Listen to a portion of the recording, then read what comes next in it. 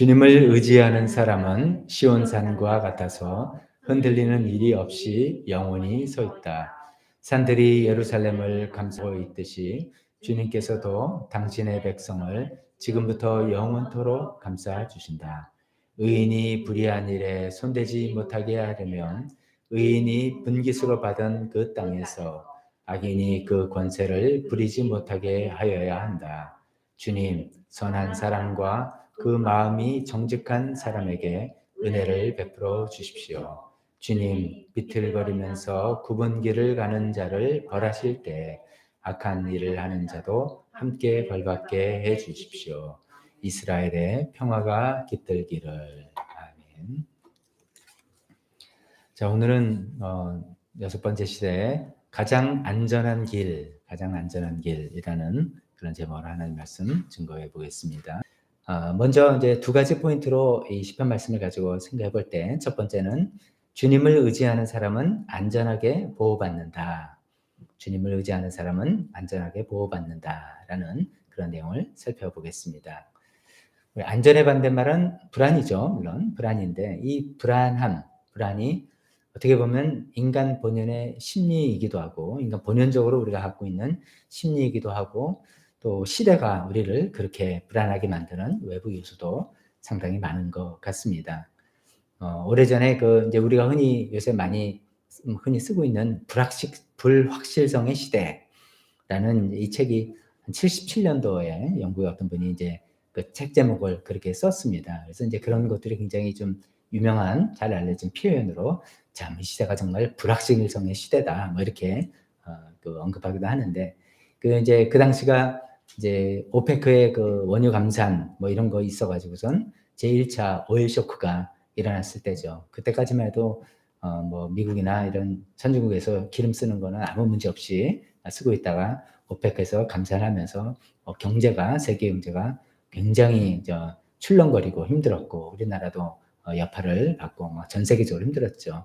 그때 이제 이 책을 불확실성의 시대라는 책을 쓰면서 그 전까지 사회를 주도하고 있던 어떤 이제 대부분의 지도 원리들, 뭐 아이디어들 이런 것들이 완전히 사라지고 이제 앞을 알 수 없는 우리가 사는 시대는 진짜 불확실한 그런 시대다. 뭐 이런 이제 책 내용이죠. 그런 것들이 이제 많은 사람들이 정말 공감하게 되고 그렇구나 이렇게 생각하게 되었는데 이게 77년도라고 말씀드렸잖아요. 그럼 지금은 또 어떤 시대라고 표현하느냐? 요즘은 이제 뭐라고 표현하냐면 초불확실성의 시대 그렇게 표현합니다. Hyper uncertainty, 초불확실. 정말 70년대 불확실성은 저리 가다. 완전히 뭐 진짜 한 치 앞을 내다볼 수 없는 그런 때다라고 이야기하고 있습니다.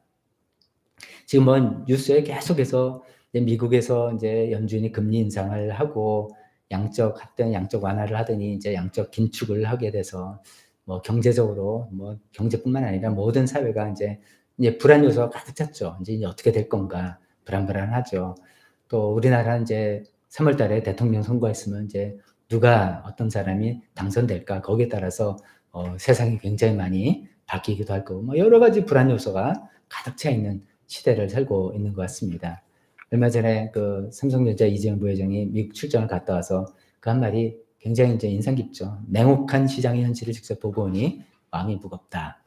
삼성전자처럼 세계 초일류 그 기업의 그 총수가 그런 얘기를 하는 걸 보면 우리 같은 일 개인은 정말 이게 우리가 뭐 잘하고 잘못하고 이걸 떠나서 이 시대의 불확실한 이 시대의 흐름에 아무리 성실하고 열심히 살아도 언제 뭐가 어떻게 될지 모르는 그런 불안 요소가 우리 마음에 얼마나 많이 있겠는가 생각을 하게 되죠. 근데 이제 우리가 이제 이렇게 불안하고 이렇게 느끼는 건 이 시대만의 문제가 아니라 인간의 어떤 불안은 인간 실존의 핵심이다. 뭐 이렇게까지 표현할 수 있습니다. 왜냐하면 이 인간이 사람이 이제 어릴 때부터 태어나서 자라서 이렇게 성장해 나가면서 결국 노년기를 거쳐서 죽음에 이르기까지 어떤 인생의 그 단계들이 있지 않습니까? 유년기가 있고 청소년기가 있고 뭐 청년기가 있고 장년기, 노년기 이렇게 된다면 우리 이제 대부분 대상은 이제 어린아이보다는 좀 나이 드신 분들이 이제 더 대상이라고 한다면 중년기쯤 들어가면 이런 생각을 다 갖고 있죠. 내가 그동안 잘 나 잘하고 있나? 내가 지금 살아오는 방식, 뭐 인생 잘 살고 있나? 이런 생각을 한번 돌이켜보는 단계가 오죠. 그때 때마다 불안불안한 거죠. 내가 뭐 잘못 살고 있었으면 어떻게 된 건가 이런 생각이 들고, 또 노년기가 되면 좀 다르게 나 잘 해왔나? 이제 인생을 마무리 지어야 되는데 나 그동안 잘 해왔나?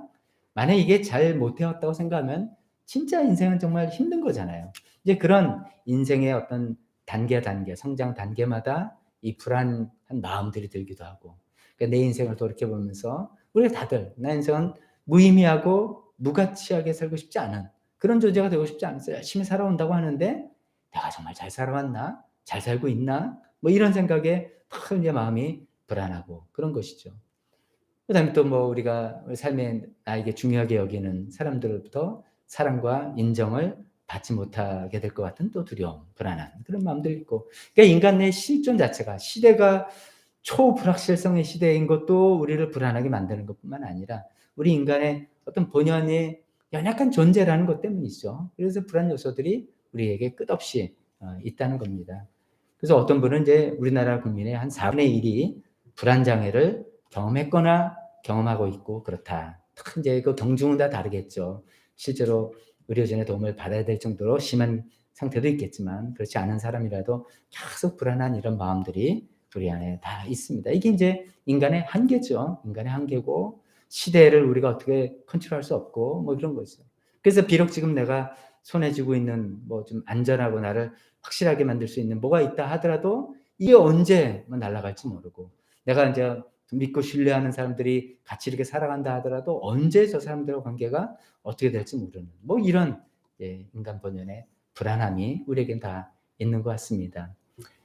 예전에 예나 지금 이 노래를 부르고 있는 뭐 몇천 년대 한 3,4,000년, 3,000년, 어쩌면 4,000년 전에 사람들이나 지금 21세기를 살고 있는 우리나 이런 불안한 요소들을 외부적으로 내부적으로 있는 것은 똑같다라고 생각하죠. 이런 불안 요소가 가득한 삶에서 우리는 뭐 어디서 우리의 안전, 우리를 안심하게 하는 것을 찾을 수 있을까? 시편에 이제 성전을 순례하러 성전에 올라가는 순례자들의 노래는 1절에 이렇게 이야기하죠. 주님을 의지하는 사람은 시온산과 같아서 흔들림이 없이 영원히 서 있다. 그렇게 노래하고 있습니다. 이 사람들이라고 해서 세상에서 흔히 이렇게 불안할 때 더 붙잡고 더 나를 든든하게 안전하게 되는 걸 몰랐겠습니까? 우리 시대 되게 이런 거죠. 우리가 뭐 이럴 때일수록 뭐 자금이 좀 든든해야 되고 그래서 여유 자금이 있어야 되는 것이고, 이럴 때일수록 인맥이 두터워야 되고 그래서 여차하면 내가 도움의 요청을 좀 구할 수 있는 사람들이 있어야 되고, 이럴 때일수록 머리 좋아가지고 빨리 상황 판단을 해서 길을 찾아내야 되고, 이럴 때일수록 체력이 최고다. 이 뭐 건강 잃어버리면 완전히 마음도 약해지고 나 끝난다. 뭐 이래서 돈, 인맥, 뭐 머리, 건강 이런 것들이 우리 이 불안한 시대에, 불확실한 시대에, 불안한 요소들이 많은 시대에 나를 든든히 붙잡을 수 있는 것이다. 그래서 여기에 투자하고 여기에 애쓰고 관심하고 하는 거, 그 시대 사람들이 몰랐겠습니까? 지금 우리도 똑같이 이렇게 살고 있는데 그런 것을 필요 없다는 소리가 아니지만 그런 것이 우리의 이 안전을 보장해주지 못한다라고 그들이 경험했고 그들이 고백하는 것이죠. 이렇게 고백하는 것이죠. 주님을 의지하는 사람은 흔들림이 없이 영원히 서 있다라고 하는데 그걸 마치 시온산과 같다라고 표현하고 있습니다.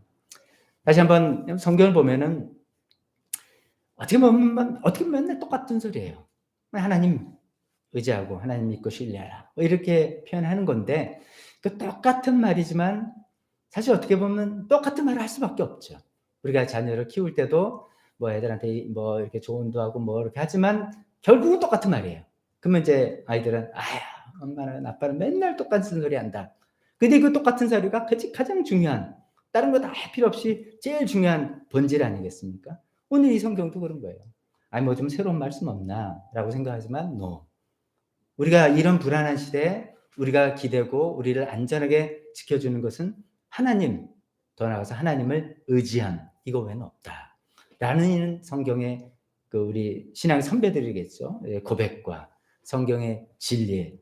그걸 내가 아멘하고 나도 붙들고, 제가 아까 말씀드린 돈이나 인맥이나 머리나 건강이나 이런 것들도 우리가 관리해야 되겠지만 이런 것이 나의 안전을 가장 담보하는 것은 아니다.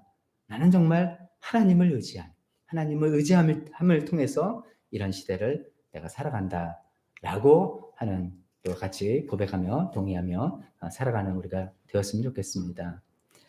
여기서 이제 시편 분들이 이제 주님을 의지하는 사람이 얼마나 이게 든든하고 안전한가를 시온산과 같다라고 시적인 이제 직유법이죠. 이렇게 뭐뭐와 같다라고 해서 표현했습니다. 시온산.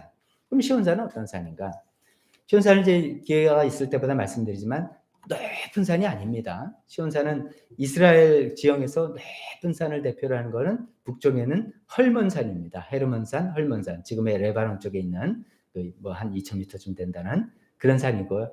시온산은 사실은 에게예요. 그건 약간 동산 같은 그런 거예요. 근데 이제 시온산은 그 산 자체, 그 동산 자체를 의미하는 게 아니라 예루살렘 성읍을 상징하는 언어로 쓰는 거죠. 그래서 항상 뭐 시온으로 가자, 하나님이 시온을 사랑하신다라고 하는 시온은 전부 다 예루살렘을 의미하는 것이고, 더 넓게는 유대 백성들을, 유대인들을 의미하는 것이죠. 그래서 이스라엘이 이제 그 1945년도에 기적적으로 다시 재건될 때, 그 전에 있었던 그 사상을 시오니즘이라고 하잖아요. 시온으로 돌아가서 다시 나라를 재건하자라고 하는 그런 사상들이 이제 유럽에 있었던 그런 것들이죠. 그래서 시온은 그냥 단순히 산이 아니라 예루살렘을 상징하는 거다, 이렇게 생각하시면 좋겠는데, 근데 이 예루살렘의 이 지형이, 그 시온산이 위치하고 있는 예루살렘 지형이 뭐 그렇게 참 놀라운 것이죠. 산들이 좀, 그 지도 같은 걸 보면 거기는 저지대가 주로 있는데 그 예루살렘 쪽만 이렇게 쑥 높이 올라와 있단 말이에요. 고지대란 말이죠. 산들이 좀 있고, 그 다음에 양쪽에 두 면이 골짜기가 있어요. 한쪽은 기드론 골짜기. 이 골짜기를 건너서 지나가는 곳이 감람 겟세마네 동산이고, 그 골짜기가 좀 있고, 또 남쪽으로는 흰놈의 골짜기라고 해서 옛날에 이스라엘 백성들이 거기서 좀 끔찍한 뭐 인신제사 같은 것도 하고 그랬던, 예수님 당대는 거기에 이제 쓰레기 처리장으로 써서 지옥불처럼 늘 불이 타던 그런 그 골짜기가 두 면으로 있고, 이쪽엔 산이 있고, 그러니까 예루살렘은 지형적으로 굉장히 안전한 그런 곳이죠. 산으로 둘러싸여 있고 골짜기가 있고, 적군이 공격하기가 굉장히 어려운 그런 것이죠. 그러니까 이제 성전을 순례하는 순례객들이 인생에 살면서 여러 가지 마음의 번민과 고민과 뭐 희노애락을 거치면서 하나님께 예배하러 이제 올라가서 며칠 고생하면서 가다가 예루살렘을 탁 이제 맞이하게 됐을 때 보게 되는 예루살렘의 모습이 산으로 둘러싸여 있고 골짜기가 가로막고 해서, 야, 저기는 진짜 안전한 곳이겠구나라고 이제 그 보는 순간 그걸 느끼게 되는 거죠. 그렇게 느끼게 되면서, 맞아, 이런 것처럼 하나님을 의지하는 사람은 저 시온산 같이 정말 흔들림 없이 안전하게 보호함을 받겠구나라는 그런 표현들이 저절로 나게 되는 그런 장면이죠.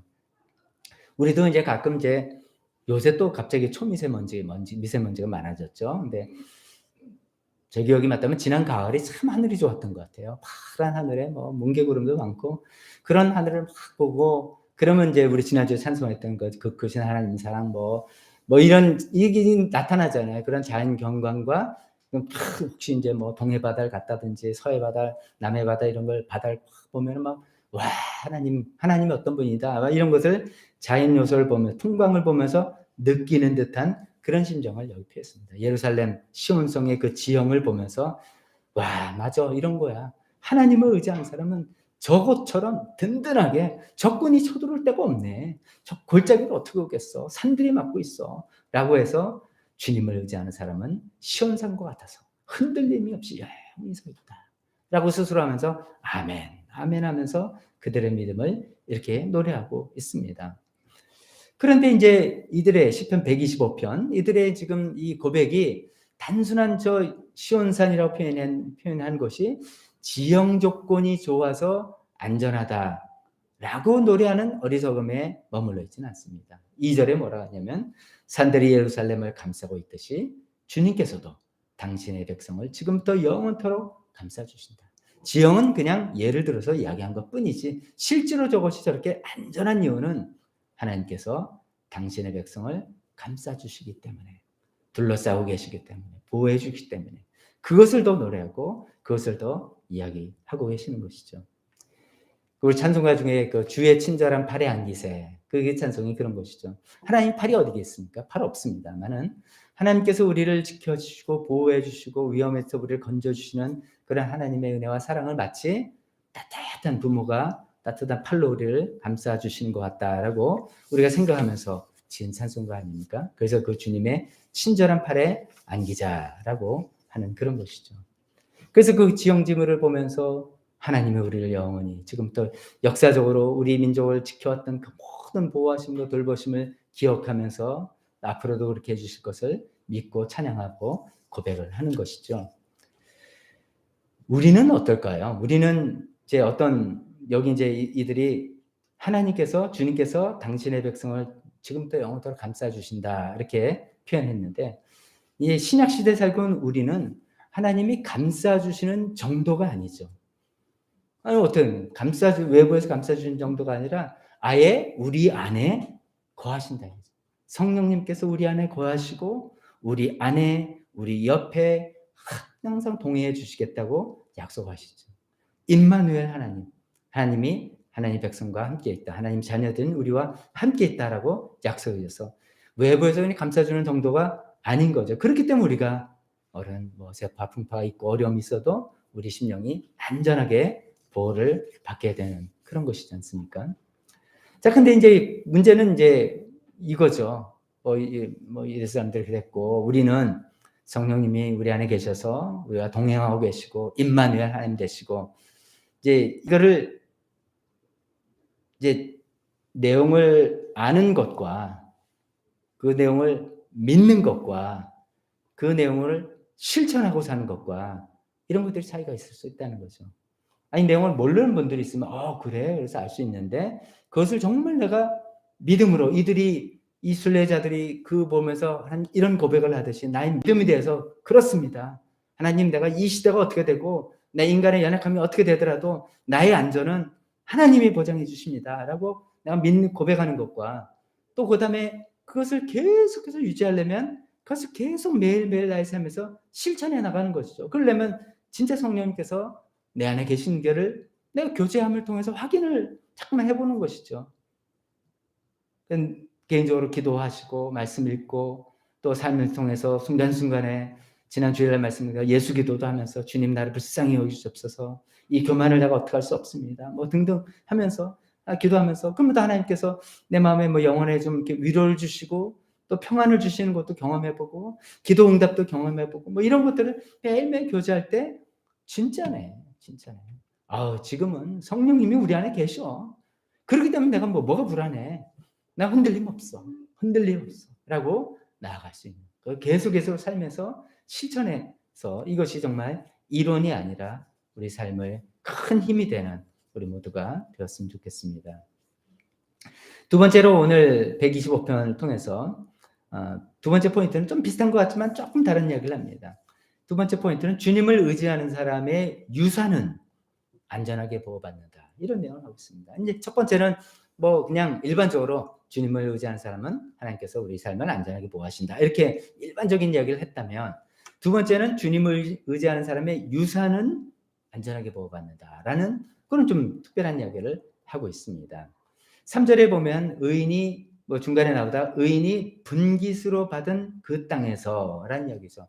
분깃으로 받았다는 게 유산으로 받았다는 것이죠. 이스라엘 12지파가 분깃으로 너는 어느 지파는 어디, 너네 지파는 어디 나눠졌고, 또 지파 내에서도 또 분깃으로 나눠서 어느 집안은 어디, 어느 집안은 이렇게, 그래서 대대로 유산으로 물려받는 그 땅, 이런 의미죠. 이런 것들이 안전하게 보호를 받아야지 거기서 자손이 번성되고 이제 이렇게 삶을 유지해 나갈 수 있는 것인데, 이 유산이 여러 일을 통해서 지속되는 집안과 사람이 있는 반면에 그것이 날아가고 이게 어떻게 없어지고 빼앗기고 하는 그런 일들이 얼마나 많았겠어요. 이제 그런 얘기를 하는 것이죠.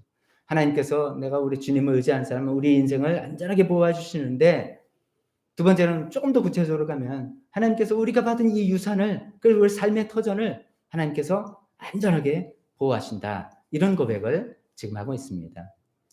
이제 3절은 그러면 유산이 그냥 다 안전한 거지 왜 그러냐. 이 불안할 수 있는 일은 외부적으로 악인들이 권세를 부리면서 빼앗으려고 합니다. 라고 하는 이야기를 3절 끝에 하죠. 의인이 분깃으로 받은 그 땅에서 악인이 그 권세를 부리지 못하게 해야 된다. 권세를 부려서 뺏어가고 탈취해가고 뭐 이렇게 하는 그런 요소가 하나 있고, 또 내부적으로는 3절 앞에 말하는 것처럼 의인들이, 선한 이 사람 의인들이 유혹을 받아서 불의한 일에 막 손대다가 홀라당 하나님께 뭐 벌을 받거나 뭐 예를 들어서 그걸 잃어버리는, 내부적으로 내가 유혹을 받아서 잘못된 일을 하거나 또 외부적으로 이걸 뺏으려는 사람들이 있는 그런 상황 가운데 하나님, 우리의 유산을 하나님 지켜주시고 안전하게 보호해 주십니다라는 그런 내용을 노래하고 있습니다. 그럼 또 하나 생각해 볼 것은, 그럼 뭐 유산이 뭘 말하는 거냐? 뭘 말하는 거냐? 이것도 생각해 봐야죠. 그 당시의 유산은 땅이죠, 땅. 분깃으로 물려받은 땅, 이런 것이죠. 우리 시대 유산은 뭐 여러 가지가 있어요. 땅도, 토지도 될 수 있고, 집도 될 수 있고, 돈, 뭐 사업체, 뭐 이런 거 다 이제 유산이지 않습니까?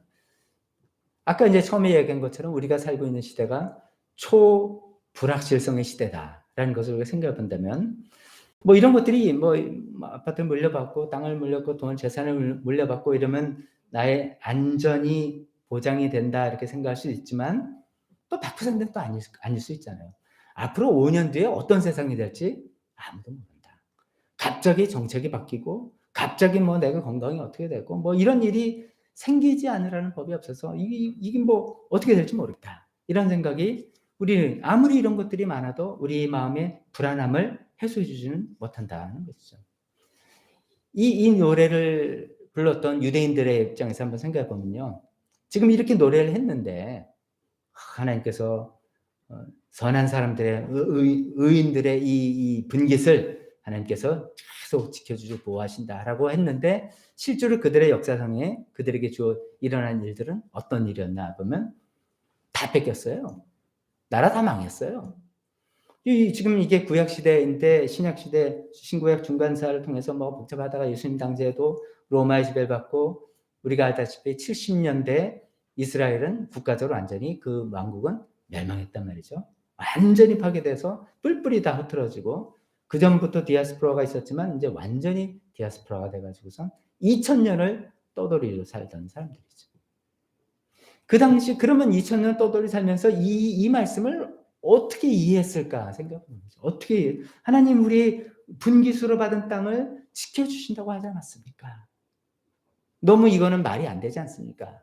성경 틀렸지 않습니까? 이렇게도 생각할 수 있는데, 뭐 이제 이스라엘이 정경의 유대인하고는 좀 지금 현대 국가 이스라엘하고 그건 조금 거리는 있죠. 그건 우리가 구분해서 생각해야 되는데, 그들이 뺏기지 않은 유산이 있다는 거죠. 지난 2000년 뺏기지 않은 유산이 뭐예요? 우리가 다 그렇기 때문에 나라가 재건될 수 있었다. 우리가 이제 생각하잖아요. 그들이 뺏기지 않았던 유산이 바로 신앙이고 그들의 민족의 정체성이고, 그거를 뺏기지 않아요. 절대로 뺏기지. 그게 가장 중요한 유산. 가장 중요한 유산이죠. 그럼 우리가 이제 이 말씀을 좀 생각해보고 해석할 수 있습니다. 하나님께서 내가 하나님 열심히 믿으면 우리 집안의 그 자산과 이런 걸 하나님 잘 지켜주실 거다. 뭘 그런 기대도 우리가 합니다만은 그것만을 이야기하는 건 아니구나.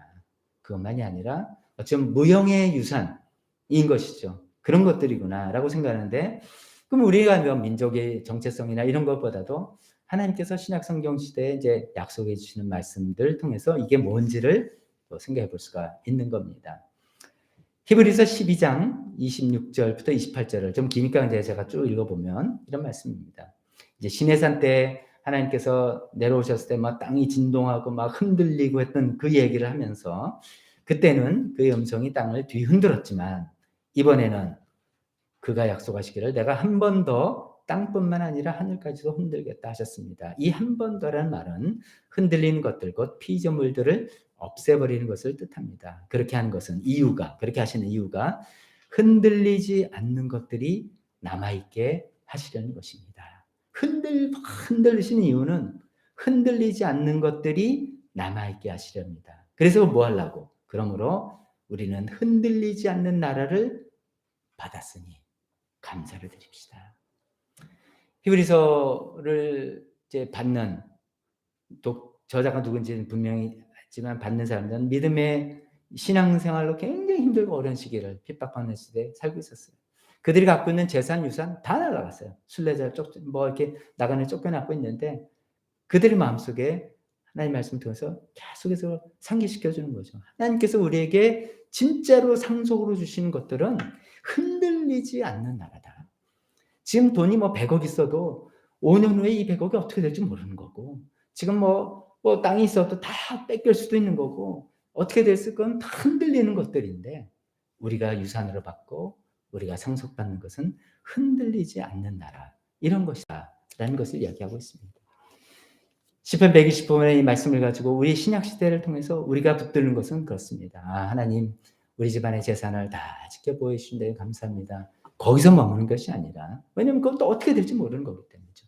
우리가 진짜로 상속으로 받고 유산으로 보호받는 것은 흔들리지 않는 하나님의 나라, 그런 것이다 하는 거죠. 그렇기 때문에 우리가 예수님을 믿고 하나님의 자녀가 됐다는 이 특권, 이 영적인 유산, 영적인 유산 물려주는 게 아니라 내가 받은 이 영적인 유산, 이거는 절대로 흔들리지 않고 어떤 일에도 흔들리지 않는 그런 것이라고 이야기하고 있습니다. 이런 얘기 나왔으니까 로마서 말씀 한 두 구절 더 읽고 마치도록 하겠습니다. 로마서 4장 13절에 이런 말씀이 있습니다. 아브라함이나 그 자손에게 주신 하나님의 약속, 어떤 약속이냐? 아브라함과 자손에게 저에게도 주신 약속이 곧 그들이 세상을 물려받을 상속자가 되리라. 이런 약속을 주셨다는 거예요. 아브라함에게. 물론 아브라함은 그 약속을 이 세상에서 받지 못한 걸 다 알죠. 그럼 하나님 약속이 헛된 것이냐? 이 세상을 물려받는 상속의 이 세상, 흔들리지 않는 이 세상은 우리가 살고 있는 눈에 보이는 이 세상과는 좀 차원이 다른 그런 세상이다는 것이죠. 이어서 로마서 8장 17절에 보면 자녀이면 상속자이기도 합니다. 우리가 하나님의 자녀인데 자녀뿐만 아니라 상속자이기도 합니다. 우리가 그리스도와 함께 영광을 받으려고 그와 함께 고난을 받으면 우리는 하나님이 정하신 상속자요, 그리스도와 더불어 공동 상속자입니다. 이 나라가 하나님께서 우리에게 주시려는 흔들리지 않는 나라, 히브리서 12장 표현대로 흔들리지 않는 나라, 시편 125편에 말하는 영원히 안전하고 보호받는 이 유산, 로마서에서 말하는 이 나라가 어떤 나라인지 우리는 아직 우리한테는 정확히 밝혀지지 않았습니다.